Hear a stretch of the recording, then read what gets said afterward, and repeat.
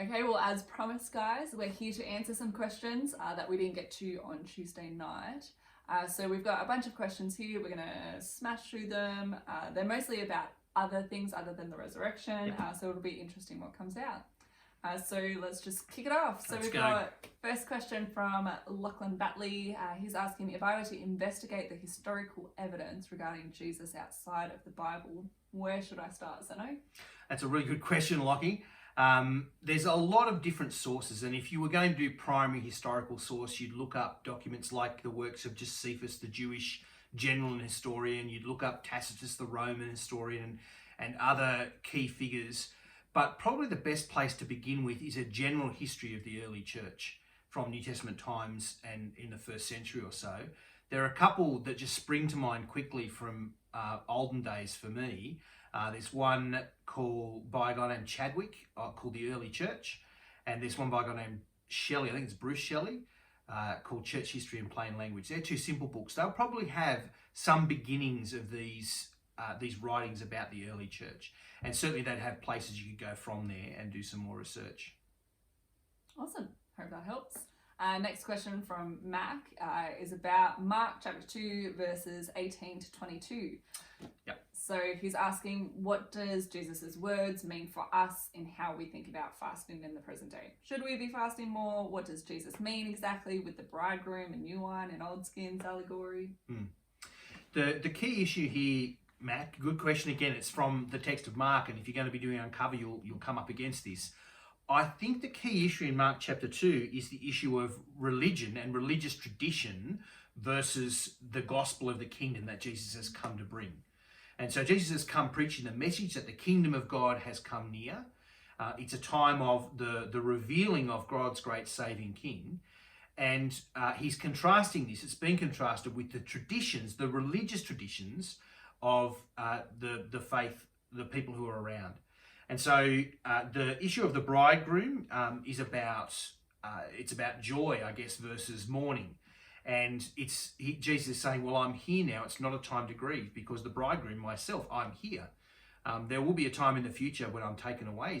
Is referring to the cross? He could well be, or to his ascension and going away where there will be mourning. But right now, there's no need for those religious traditions. And then he uses a different illustration, the illustration of sewing in garments.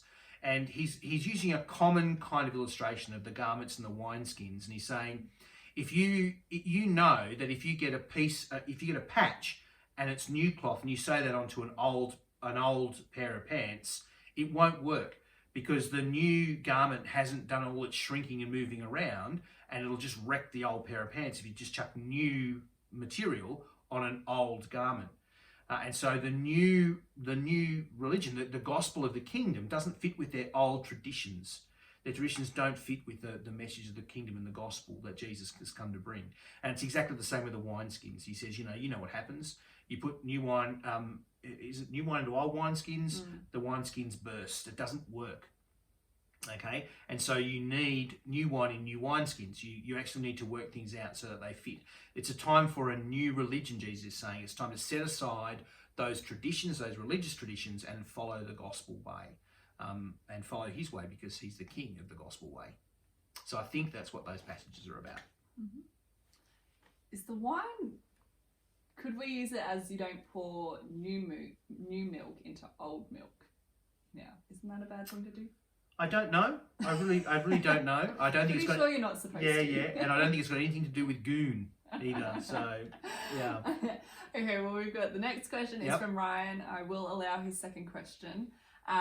He's been reading Genesis and he has a question about that. So God made the vegetation and trees on day 3 and humans on day 6. So chapters 1-11. Yep. Yet in chapter 2 verses 5 to 7, Adam seems to be made before any vegetation was made. Can you make sense of this for him? Quick answer is no. It really depends on your approach to Genesis chapters 1 and 2. Genesis 1 and 2 are different accounts of the same thing. And the only way you'd have difficulty is you believed you had to completely harmonise them in some historical fashion, as if they were basically talking about exactly the same events in the same way. And if you think literalistically like that, then you're going to have a problem harmonising these two accounts. But if you see them as two different pictures of the same reality, they're both actually showing you a picture of that reality without telling you everything about it, then there's no problem. You don't need to harmonize them. You know, what you need to do is learn the lessons that each of them gives. The reason for the vegetation appearing when it does in the 6 days of chapter 1 is about order from chaos.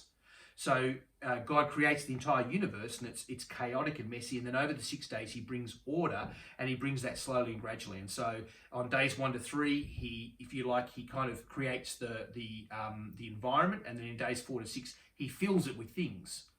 And so it's about the way he brings order. In the second chapter, it's actually about the people that he's made and their relationship to this creation.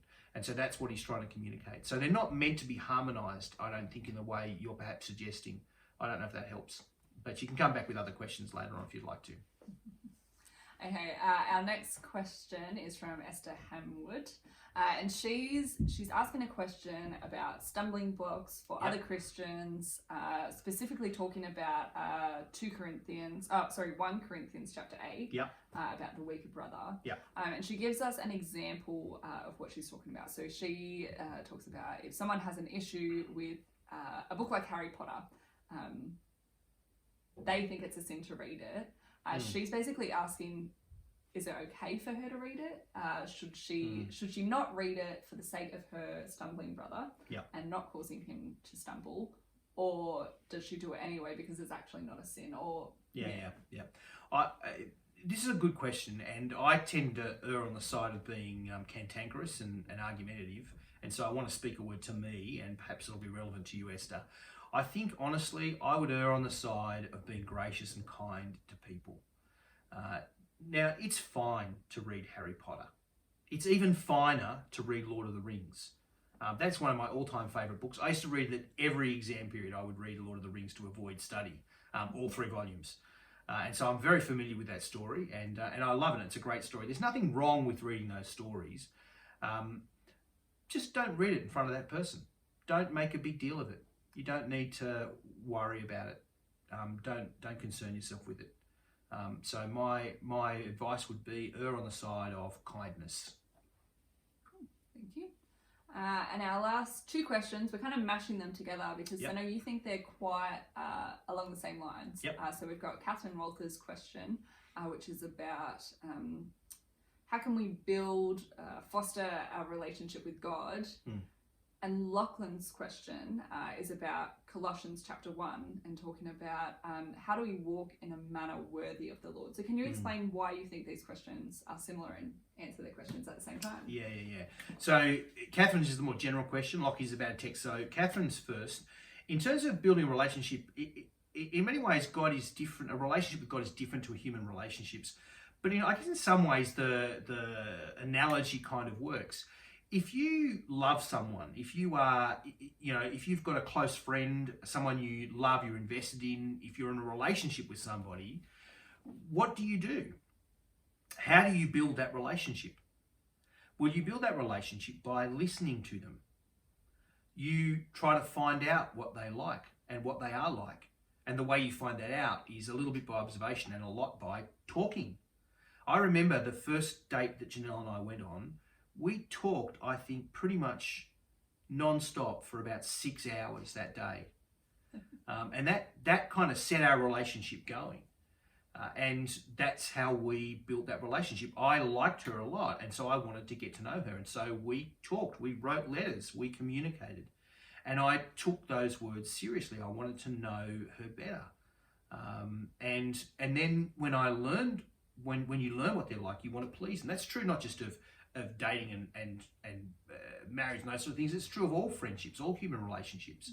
If you like someone, you invest in them, you learn what they're like by communicating with them, by listening to them primarily, and then you do things that please them.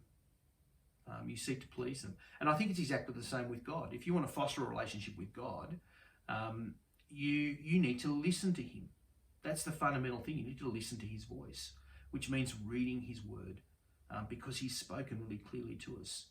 And so get to know his word. Do everything you can to get to know God better by listening to his voice, by reading his word. We do everything you can to do that. And you will get to know him better. and you will know how to please him. And that's how you build a relationship with God. Now, Lockie's question is related to that, I think, really closely, because he's asking about a prayer that Paul prays for the Colossian Christians. And he prays that they will be filled with the knowledge of God's will, with all spiritual wisdom and understanding, in order that they may walk worthily of the Lord. They may lead a life worthy of the Lord, fully pleasing to him. And so the prayer about walking worthy is fulfilled by knowing God. Maybe you all be filled with the knowledge of God's will. May you know what God wants. How do you do that? You listen to his voice, you read his word. Paul talks about it again in chapter 3, just by the by. He says you have been raised up with Jesus, and that what will that mean? That will mean putting certain things to death, putting aside the deeds of darkness and clothing yourselves with Christ. You do that by listening to Jesus, to learning what he's like, and putting that into practice. And so I think these two things are closely connected. Well, thank you very much, Sano. Obviously, Pleasure. thank you all for your questions. It's awesome that we get to answer so many questions every single week. But that's it for this week, and we'll see you for our next Tuesday Night Live. See you then.